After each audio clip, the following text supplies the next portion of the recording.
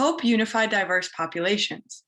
The Federal Bill of Rights sets a baseline for rights protection. We agree with Professor Akil Rita Marr that in any individual state, there might be a clear majority tempted to tyrannize over the minority, an issue that the incorporation doctrine prevents. The difficult federal amendment process provides needed safeguards. We agree with Professor Donald Lutz that the more important the decision, the more deliberative the process should be, and what stakes are higher than amending the supreme law of the land. Bills of Rights create a unified national identity. The Canadian Charter of Rights and Freedoms enshrines values of freedom, democracy, and tolerance.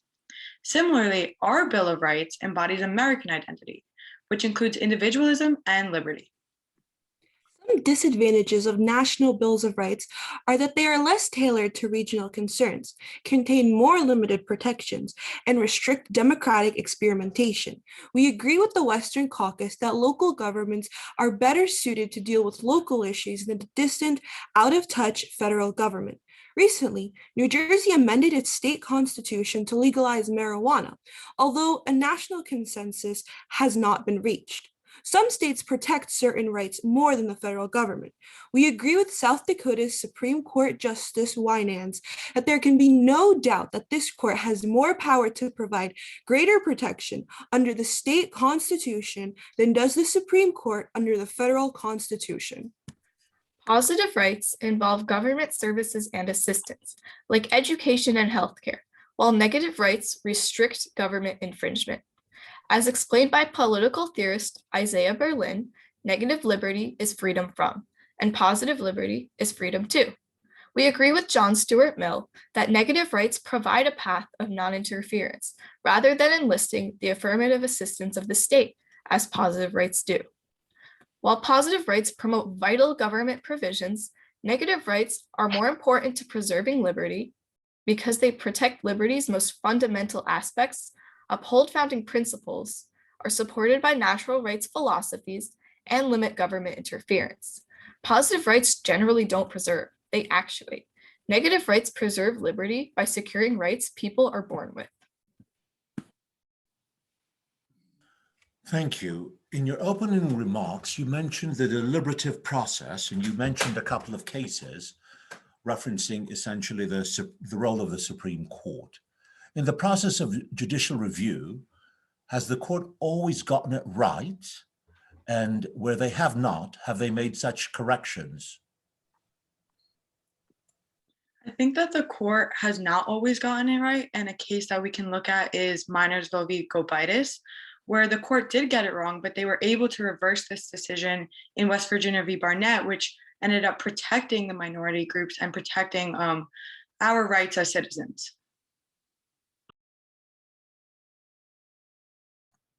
Another example where maybe the court got it wrong can be seen in Appointment Division v. Smith, where after that case, religious exemptions were placed down at the rational basis model.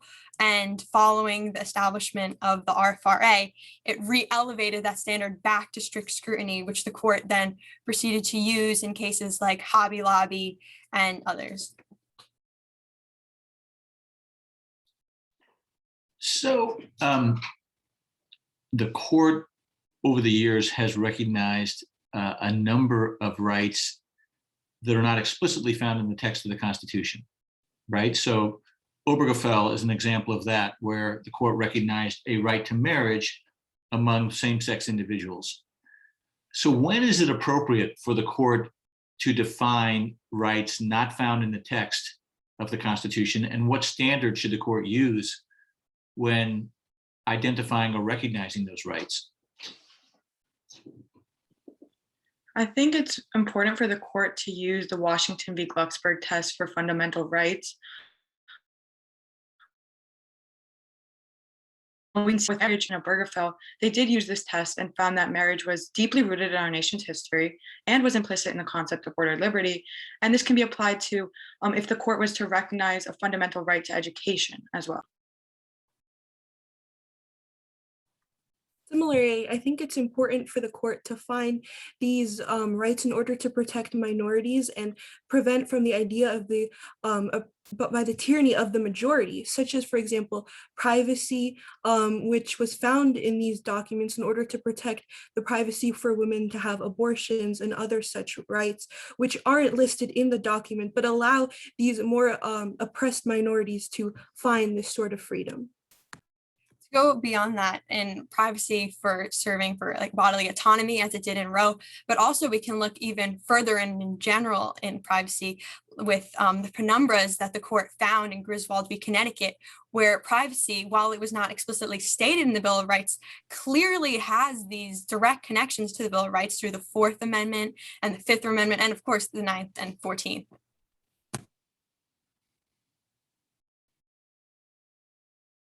Senator? Great, yes. So you all did a great job of, you've gone through the lists that are the rights that are listed in the Bill of Rights. But are there, and how important they are to our democracy, are there any times that we should have limits placed on the rights that are in the Bill of Rights? And if we do, how should a court determine what limits are allowed and what limits should not be allowed? I think it is important to place some limits on what should be put in the Bill of Rights, because if we look at nations like Colombia, they have a very simple amendment process that requires only 10% of legislators in order to pass an amendment, which can really clutter up their constitution and their Bill of Rights with less important rights, rather than looking at rights that are fundamental and that are really important to preserving liberty and democracy. To go off of that, we can also see a similar problem in Brazil and their Bill of Rights, which their document and their constitution is over 200 pages long. It is very hard for people to identify their rights when they live in those states. And then in general, because I'm not sure if this was also part of your question, but with protecting the bills of rights the rights that we already have established in our Bill of Rights, we really need to consider a balance between the right and the other right that it is usually going against. Like, for example, with free speech, not all speech is protected in the same way. There's like hate speech and obscenity, and the court has found these tests and evaluated it in through Stanley v. Georgia, and considering privacy and like obscenity and all of these things. I think going off of the limits that the court does place on some of our rights, we see where the court has sometimes limited religion against other rights. And in a case like Near v. Minnesota, where the state attempted to limit the freedom of press, and the court decided that this limit on freedom of press was not okay because they weren't really practicing malicious or scandalous language. However, if this was deemed a case of scandalous or obscene language, the court would have limited this exercise of speech and exercise of the press. Thank you. Let me ask another question, if I may. Are there any negative or positive rights not identified in the Bill of Rights that you think should be added? So I think that the positive right to education should be recognized on a federal level. And we can see that education has historic roots in our nation and was deemed very important by our founders, such as Thomas Jefferson, who really preached that everyone should be educated. And we also see that it's kind of difficult to create this national standard for education, which is an issue that the court has dealt with. However, having this recognized fundamental right to education would really create a more equal education standard across the nation. Personally, I think we should also recognize the right to privacy. In today's digital age, I mean, data is a very important part, and mining for data and different types of scamming and things like that have been occurring. And it's important for the government to recognize this right to privacy. I mean, we've already seen Europe do this in their bill, and I think that it's important that we also add this to protect people against these infringements and their data. I also think that the right to an abortion should be included, because while there is Roe v. Wade, if this was ever overturned, Many states do not have the protections for a woman to get an abortion, which would really infringe on their bodily autonomy in those states. Additionally, if we look around the world, we see that many other bills of rights include a lot more positive rights than ours do, like South Africa and even Germany and Scandinavia. But when looking at the way we handle a lot of our positive rights, we mostly handle them through statutes. For example, the Fair Labor Standards Act, and housing is protected through acts by Congress, along with even healthcare with the Affordable Care Act. And in some ways, these positive rights do receive protections in our country, just not through the same way in the bills of rights as other nations. Thank you. Oh, do we have time? One more quick question? No, I didn't think so. Okay. Well done. Well done. I appreciate the responses, and particularly to that last question, you went through a series of comparisons, South Africa, Germany, and Scandinavia. It would have been nice to hear some of what they had if you wanted those added, but you mentioned the housing, the healthcare, and the labor standards. Good examples in response to the follow-up. Good introduction, commentary in your opening remarks with reference to some authority, and contrasting again in terms of a global perspective, the national and the local perspective. So nice job, nicely done. Well, I could not agree more. I thought it was just an absolutely terrific presentation.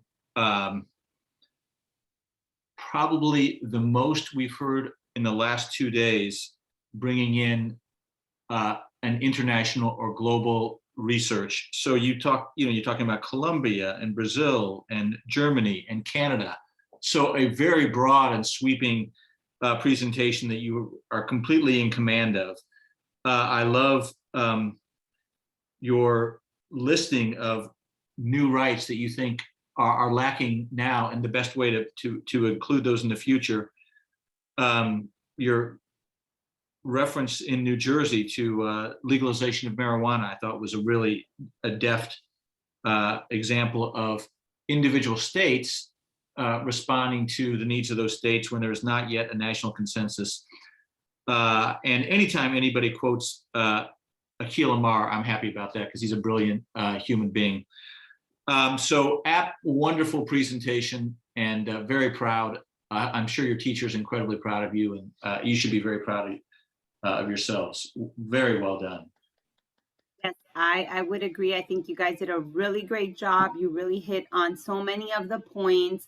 I like that, you've put some thought into what what do we need to add to the U.S. Constitution?